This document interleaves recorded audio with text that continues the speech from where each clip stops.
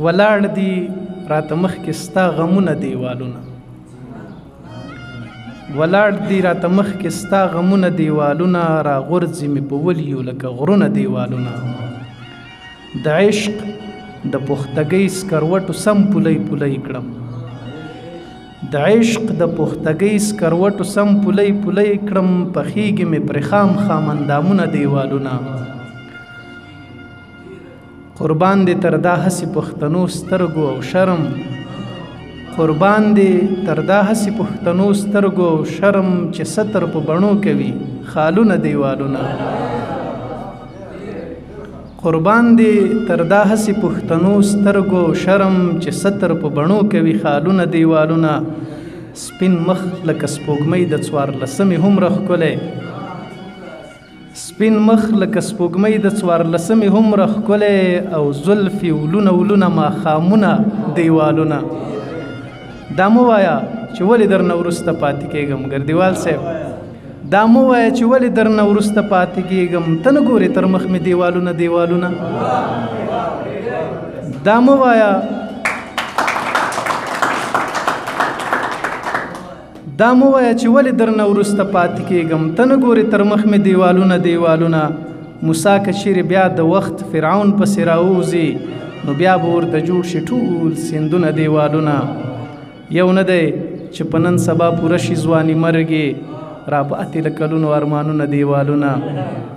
نو زه پکې د موم په شان ته زړه څنګه پیدا کړم، نو زه پکې د موم په شان ته زړه څنګه پیدا کړم. ډبرې دي د ډېرو خلکو زړونه دیوالونه. د ژوند په هره لاره را سره دی احسان منده، د ژوند په هره لاره را سره دی احسان منده، یو څو خواږه یاران لکه ګلونه دیوالونه. غزل د قاري صاحب ته ډالۍ وي، دی غیر حاضر شوی، زه پسې سخت خفه کېږم. غم دومره ډېر دی چې مې هره شیبه ساه اخلي نن، غم دومره ډېر دی چې مې هر شیبه ساه اخلي نن، خدای نه قربان شم ازموینه رانه بیا اخلي نن. د ظلم وخت دی او د هر سړي لاس سور په وینو، د ظلم وخت دی او د هر سړي لاس سور په وینو، انسان به چیرته ځي او چیرته به پناه اخلي نن.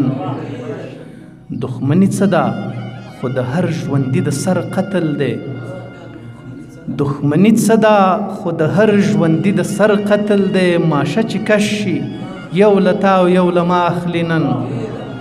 د پسرلي په ښایستونو باندې لو شروع شو، د پسرلي په ښایستونو باندې لو شروع شو، ګل پاڼه پاڼه شو له شونډو یې مسکا اخلي نن.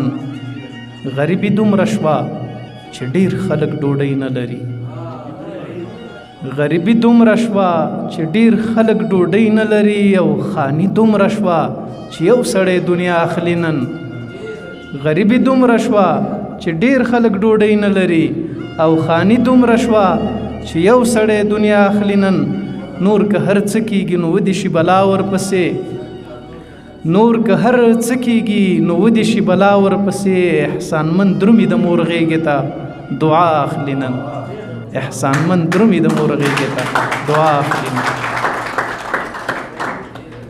د دې او د نورو شاعرانو د شعرونو لیدو لپاره همدا اوس د شیبه باران یوټیوب چینل ته لاړ شئ، زموږ چینل سبسکرایب کړئ، د زنګ بټنه کېکاږئ او د خوندورو ادبي خپرونو څخه خوند واخلئ.